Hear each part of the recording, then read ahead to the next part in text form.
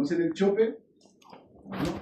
El chope es una herramienta de hueso, de madera, y actualmente es de acero inoxidable. Pero esto tiene una curva como un gancho y sirve para extraer los mariscos que son gastrópodos, o sea que caminan con su guatita. Entonces están adheridos en las rocas. O sea, como las lapas, que son las fisurelas, como los locos, que son las concholepas. Vean, anotando ahí, está dictando los animalitos que viven acá. Estos son animales, ¿cierto? Los chitones, ¿cierto? Que son animales que se adhieren a la roca y se arrastran. Y tienen tan fuerte la succión que se ocupa esta herramienta para sacarlo. Pero a pesar de eso son de fácil recolección comparado con los otros. Claro, son de fácil recolección porque están adheridos en la roca. Entonces con esta herramienta que nosotros hablamos que se llama el chope, se extraen los recursos y se guardan. ¿Eso qué queda? Bueno, Roberto, dígame. Sí. ¿Les puedo hacer otra pregunta? Sí, pues. Ya. Primero, buenas tardes, mi nombre es Jimena Lobatón y yo les quería hacer una pregunta más enfocada en las casas. ¿Ustedes creen que han visto un cambio en las casas, como una evolución en su infraestructura, el material? ¿Cómo era el material antes? ¿Cómo es ahora? ¿Y por qué ocurre ese cambio? Roberto le puede responder la pregunta. No, cuando llegamos nosotros a vivir acá eran de plástico y cartón. La primera vez cuando llegamos a vivir acá con nuestros padres. Los primeros colonos Claro. ¿Hace actuales. cuánto, disculpe? Fue unos 35 años, 40 años atrás. Claro. 40 años atrás. Con sacos de harina igual, de harina de pescado. Hacíamos carpas en las cocinas y ahí vivíamos. Claro, se cocían los sacos de harina, se hacían toldería. Ah, y ojo, que al igual que nuestros antecesores locales, que son los changos, ¿cierto? O los chinchorros, ellos vivían en toldería. Ellos tenían toldería en huesos de ballena. Toldería son toldos, ¿cierto? Que son como carpas, pero ellos lo hacían a base de huesos de animales y cueros de animales, como lobos, como aves. Pero hace Entonces, 25, 40 años atrás, claro, lo hicieron con sacos de harina, exacto, con plástico, con los materiales que tienen a mano. porque el clima lo permite. El lugar, Claro. este lugar permite Poder vivir un habitar, poco claro, más desabrigado. abrigado. Claro. Pero eso mismo juega en contra cuando rara vez llueve, porque la infraestructura no está preparada para eso. Pero sí lo que se ha visto últimamente, especialmente estos últimos años, es que una parte de esta navallita se ha transformado estructuralmente para recibir a la masa de trabajadores flotantes productos de la minería.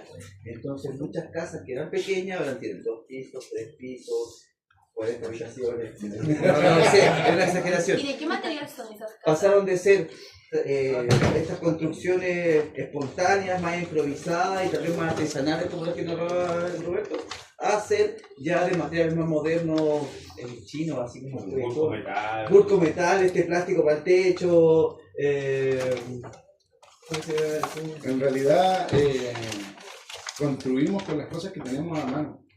En la década del 80, como conversaba Roberto, no teníamos la opción de ir a Forza o Sodimac o lugares donde uno podía encontrar artículos de construcción. Entonces, ¿qué se utilizaba? Mucha panadería, había muchos sacos de harina.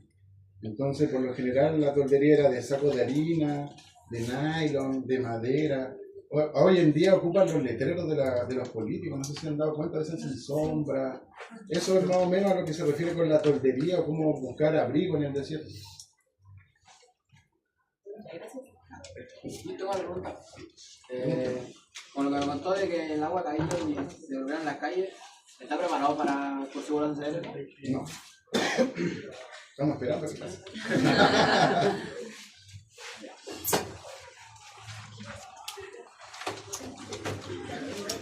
¿Y qué medidas tomaría si eso vuelve a pasar? Es que la verdad es una quebrada. Entonces, no sé si de niños alguna vez jugaron con arena o cuando las personas hacen cemento, concreto y hacen como un volcán y el agua surge del lado y se escapa. Es como que si bajara un río sin control, o sea, no es algo que uno pudiera poner saco, no, olvídalo. Es algo que baja, se bloquea la carretera y el barro llega hasta el mar, completamente así.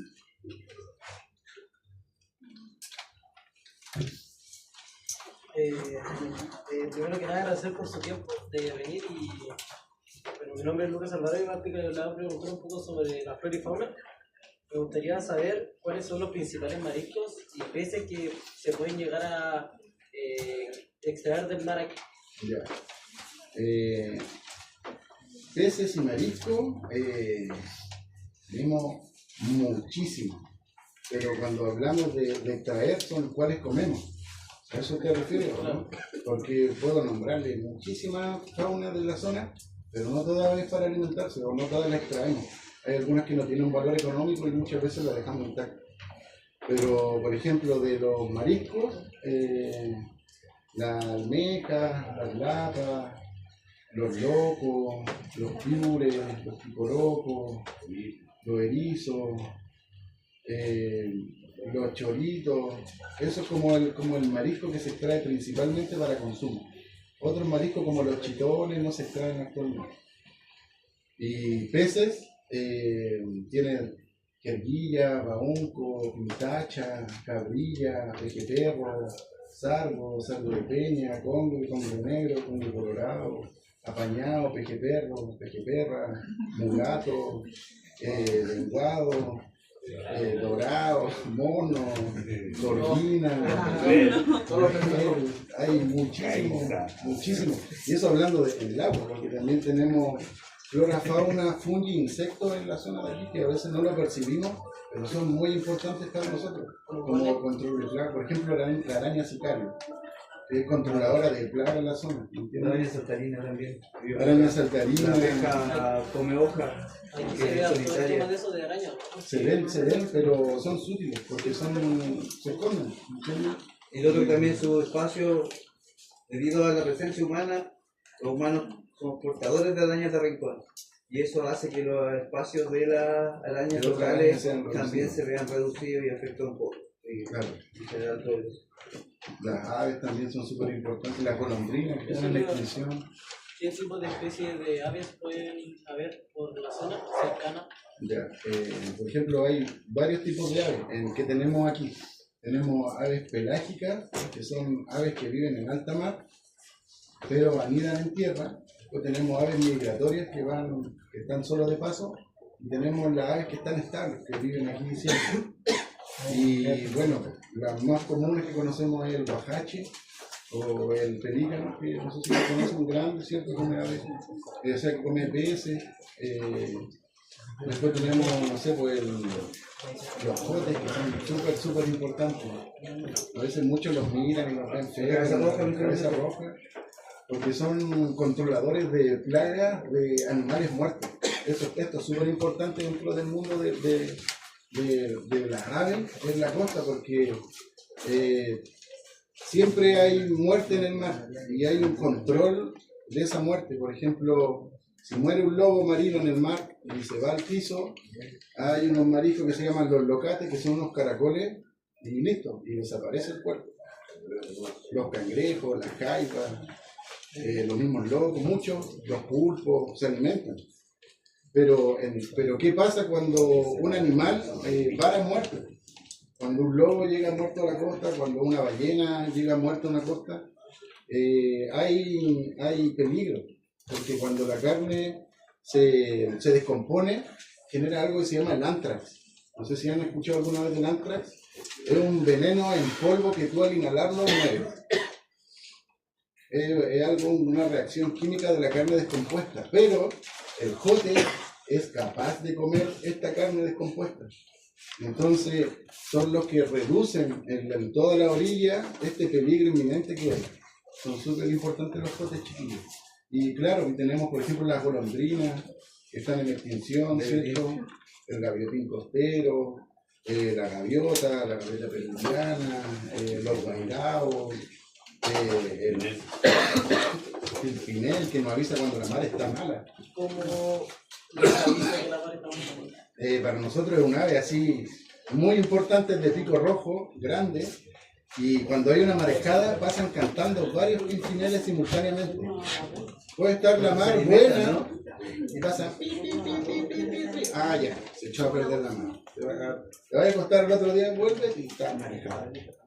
Son indicadores que a veces nosotros, eso es la herencia cultural inmaterial, lo que nos enseñan nuestros papás, nuestros abuelos, pero no es tangible, no lo leemos de un libro, sino que son experiencias que nos transmiten ellos. Claro, si canta el pipilén no van a pescar. No hay pega. No hay problema. Pero es de inmediato Seguro sí, o sea, pero es porque él se alimenta cuando se va a la mano, ¿no? O al revés. No, es que se mueven, ¿no? ¿Qué casa? Él revisa, el pipí se alimenta entre medio de las rocas, come molusco y cosas, entonces necesita ciertas condiciones. Y eso coincide que cuando pasa cantando está muy en el mar y no se puede trabajar. El humano no puede alimentarse cuando llega a este horario. Bueno, me presento, mi nombre es Alison, buenas tardes ante todos, y me gustaría hacer unas preguntas. ¿Qué lugares han desaparecido o cambiado con el paso del tiempo? La carretera, por ejemplo. Todos los actuales puertos de la mega industria tienen que considerar que las empresas de cobre más grandes del planeta están a 5 minutos de nosotros. La empresa de sal más grande del mundo está a 3 minutos de nosotros. Entonces, debido a su crecimiento importante para la gran población de Chile, porque aquí hay conflictos, tanto como en las comunidades costeras, como con las personas de Iquique o de Chile, porque, no sé, nosotros somos 70 pescadores, por ejemplo, que nos hacemos la mar o vamos a trabajar en esos puertos, pero ellos son 7.000 trabajadores. Entonces el gobierno decide hacer un megapuerto que trabajen 7.000 personas, que sigamos nosotros 70 trabajando en el lugar. Entonces los puertos son los lugares más importantes que hemos perdido nosotros, porque como hablábamos en un comienzo, lugares de abrigo o que tienen buen refugio para extraer recursos del mar son estos lugares específicos, como donde hoy en día están los puertos. ¿Usted cree que más adelante podría haber más o solamente ¿Más lugares que ¿Más desaparezcan? puertos? No, O sea, ¿más lugares que desaparezcan? Sí. ¿Como cuáles? Por ejemplo, no sé si conocen la caleta Los Verdes, ¿cierto? Pasaron por ya. La caleta Los Verdes es un lugar con mayor cantidad de fósiles a simple vista, que llegan a la playa abajo y están los amonites, están diferentes tipos de especies a simple vista. Pero ese lugar tiene proyectado un megapuerto de una minera que se llama Los Verdes, que está arriba. Y quizás cuando ustedes sean adultos vayan a ver el puerto en el lugar. muchas gracias. Hola, soy Carlos Ramos, me presento. Tengo una pregunta. Que si el puerto, para ustedes, tienen algún edificio que tenga un significado histórico o algún objeto que tenga un sitio especial para ustedes, como caleta. Ya, puerto, muelle y saltadero son diferentes conceptos, pero se asemejan a lo mismo. Cuando hablamos de un puerto, hablamos de un lugar muy grande como el de Iquique. Tú te refieres al de nosotros, es un muelle pequeño, que entran pequeñas embarcaciones. Y un saltadero es simplemente un espacio que te permite saltar a un bote sin tener ninguna estructura. Entonces, cuando usted me dice del lugar, se refiere aquí a Chanaballita. Claro, el muelle tiene mejoras futuras. Pretenden ampliarlo un poco más afuera. Creo que van a unirse a un islote que hay en un costado para poder recibir a embarcaciones de mayor envergadura. ¿Y la parte de patrimonial chiquita que está al lado? Ah, sí. Y al lado del muelle, no sé si es que se dieron cuenta, hay un antiguo muelle de roca, pero no se aprecia porque hay unos cercos. Y si ustedes van y miran con esa mirada muy sutil que les comenté hace un rato, se van a dar cuenta que está la roca acomodada y dispuesta de cierta manera que hacen una plataforma. En este lugar, antiguamente, porque todos vienen a Chanaballita. ¿Conocen Chanabaya? ¿Han escuchado la palabra Chanabaya? Es otra caleta que está como a 20 kilómetros más hacia el sur. Pero ese nombre de esa caleta era el nombre de esta caleta. Que hace años atrás, en la década de 1857 aproximadamente, había conflicto del guano. En el sector se extraía guano y salitre, pero en la costa principalmente se extraía el guano blanco. El guano blanco sirve para las plantas, pero hace una reacción exotérmica. O sea, hace un cambio químico que empieza a liberar calor. Calienta la tierra, entonces es muy importante para lugares con frío. Entonces en este lugar estaban extrayendo el guano de manera ilegal porque el lugar era puerto inglés. Era un puerto inglés el de Chanabaya actual.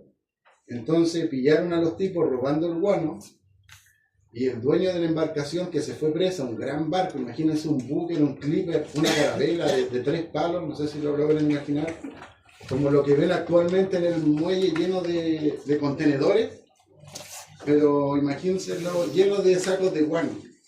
Así está, así lleno, uno se imagina. Y se fue preso la embarcación. Pero el dueño de la embarcación le pagó a 2 testigos para que tomaran el letrero de Chanabaya y lo pusieran al lado del pabellón de Pica. Y ahí la historia cambió y el nombre Chanabaya se trasladó hacia allá y esta quedó como Chanabayita. Pero aquí me quiero meter un minuto. Les voy a pedir que hagan un ejercicio de imaginación. Hay que imaginarse un mundo sin teléfono, un mundo solo con diarios impresos, donde no había cómo sacar una foto para verificar las cosas, en las cuales era posible mandar a 2 tipos, encima de la gente que tenía el dinero para hacerlo, 2 tipos, a mover el letrero a tal punto de cambiar el nombre del lugar. Eso actualmente es imposible. Imagínense cambiar el nombre de una población o de un estadio o alguna es cosa. Como tomar el letrero de Iquique y ponerlo en altos pisos. O al revés, no sería posible, porque te pillan así, pero en ese tiempo se podía. Y por eso se cambió el nombre. Claro. ¿Quieres preguntarle? No. Se arrepintió.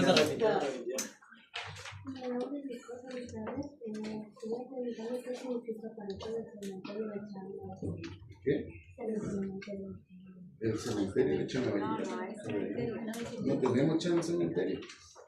Pero hay un cementerio costero que todas las personas que habitamos la costa tendremos por tradición llevarla a una caleta que se llama Río Seco.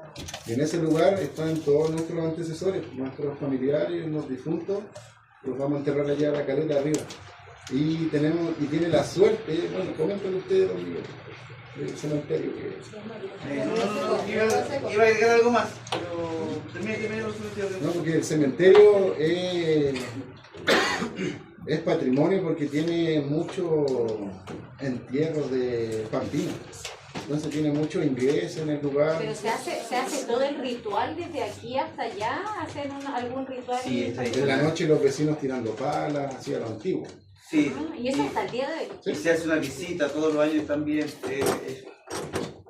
súper tradicional. Es parte del rito costero. Sí.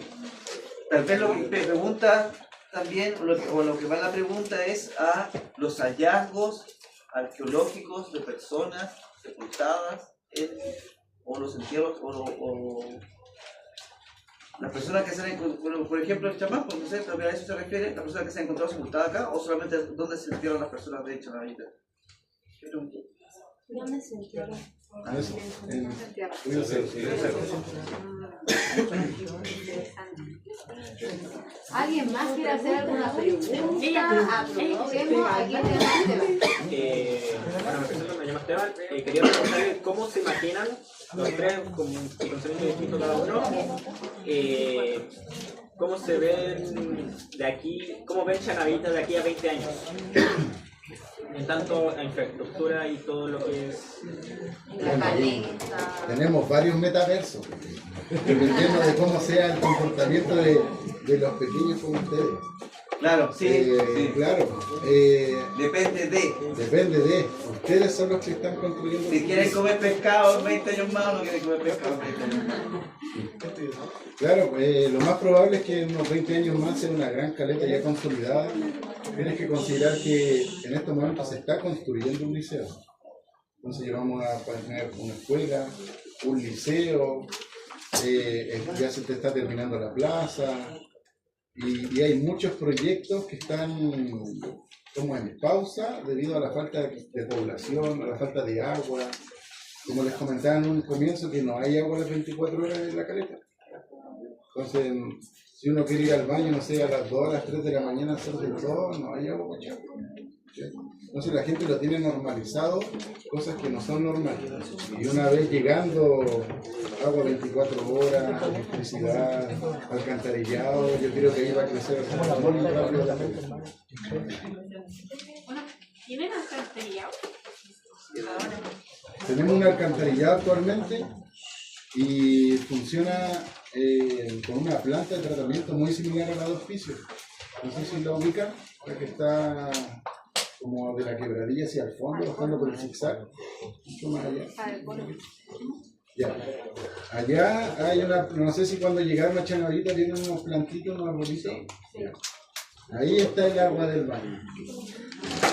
Así viven esos arbolitos. Le hacen un tratamiento con unos gusanos, un tratamiento. En Perú, todo el cultivo funciona con esta agua. Aquí en Chile hay normativas que no nos permiten, no sé por qué. Pero el agua queda muy buena, de buenas condiciones, por eso se pueden plantar árboles. Primero que todo, buenas tardes. Mi pregunta va relacionada sobre los mitos y leyendas. ¿Existe algún mito relacionado con apariciones, espíritus o seres sobrenaturales en las playas o cerros acá en Chanavallita o cercanos? O sea, yo he escuchado varios mitos, pero la verdad es que yo respeto todas las religiones, pero no protesto ninguna. Entonces, cuando hablamos de cosas así, de apariciones, yo la verdad mucho no creo al respecto. Y claro, por ejemplo, actualmente hay... ¿Conocen a Tixi Huiracocha?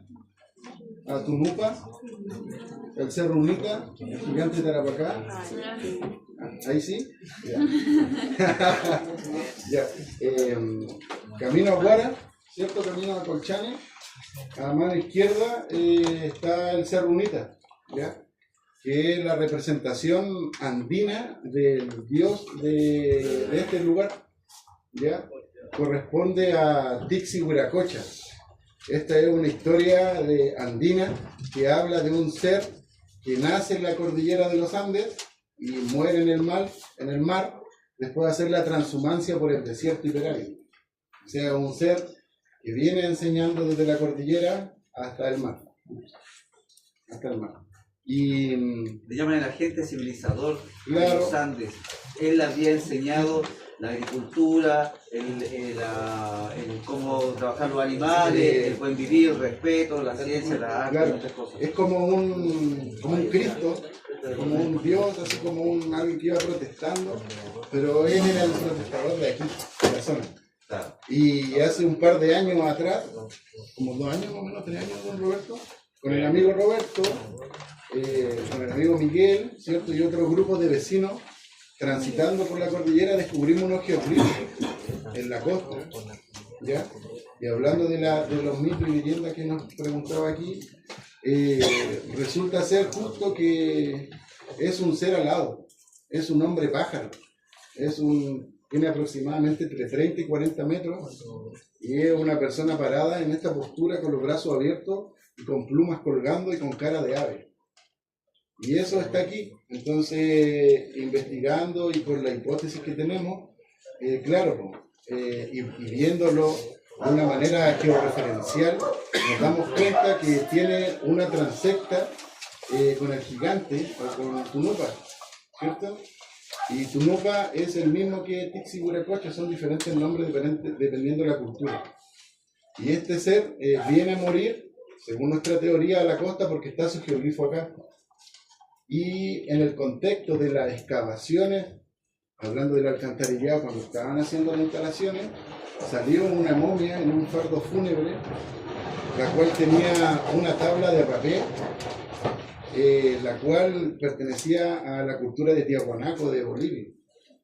Y si a alguien le interesa acerca de esa tabla, está hoy expuesta en el Museo Regional. Y esa sala de museo corresponde a una de las 10 salas del museo, de las mejores salas de museo de Chile. ¿Y qué tenía la tabla? Y la tabla tenía 2 águilas, o sea, 2 cóndor grandes, puestos arriba mirándose entre sí. La pueden ver en el museo y no sé si pasaron por abajo, hay una réplica en una plaza memorial que hay abajo, y ustedes la pueden ver cómo era la tabla realmente. Entonces eso nos hace pensar a nosotros y alimenta el mito, el nuevo mito, el mito moderno de Chanavallita. Nos dice que aquel profeta, sabio, porque también hay que aclarar que la visión de Dios es una visión occidental, católica, romana, moderna. No sabemos realmente qué pensaban los habitantes de hace 8.000, 7.000, 4.000, 6.000 años atrás. Algunos dicen que ellos no los veían como dioses, sino los veían como sabios, como fuerzas de la naturaleza. Por algo veneraban y consideraban sagrados los cerros, los apus, y de ahí enterraban a sus ancestros. Pero lo que nosotros ahora tenemos como nuestro mito local, lo que en la mística se cree es que Tunumpa fue tal vez sepultado acá y que corresponde eso a sus restos, y de lo contrario sus seguidores hicieron el camino desde los Andes y terminan hasta acá, tal vez su último general, su último sacerdote o el último de una gran cultura vino y eligió Chanaballita para pasar sus últimos días, o de lo contrario sus seguidores eligieron este lugar para poder sepultarlo, ya sea porque era su balneario favorito, no lo sé, o porque aquí era muy lindo, se había pescado, estaba alejado, no lo sabemos, pero algo mágico llegó hasta acá. Eso es lo que ahora nosotros reconocemos. ¿Dónde estaba la réplica de la tabla? Ustedes bajan derecho por acá y cruzan la construcción para encontrar un espacio pequeño que tiene el piso de sal. Ahí hay una escultura grande, negra, una escultura, esa está inspirada en la tabla de rapé, y al lado está un portal. ¿Qué es la fabricó, tío? No, o sea, Oye, la fundación. y también allí hay un código QR en la plaza. Sí, eso es muy interesante, aprovechen de hacerlo, sí. Pueden haber realidad virtual y aumentada en su celular, por ejemplo, de balsas de cuero de lobo, de cazadores recolectores. Dale, vamos a explicar bien el contexto, miren. Como se hizo este descubrimiento en lo alto de Chanaballita, el tío Luis principalmente motivó una investigación, una búsqueda, y se sacó una publicación donde se aclara el valor histórico patrimonial de Chanaballita en el contexto de la cultura andina antigua, altiplánica y costera. Y se desarrollaron algunos proyectos y se creó una realidad virtual, realidad aumentada, un modelado 3D, donde ustedes, pinchando el código QR que está puesto en la plaza, pueden visualizarlo en su teléfono y aparecen los primeros habitantes de la costa, las embarcaciones y otros datos que son de interés sobre el lugar. Chicos, yo creo que podríamos estar toda una tarde aquí, hay muchísima información viviendo en el mismo territorio, ¿cierto? Cómo van cambiando quizás las historias.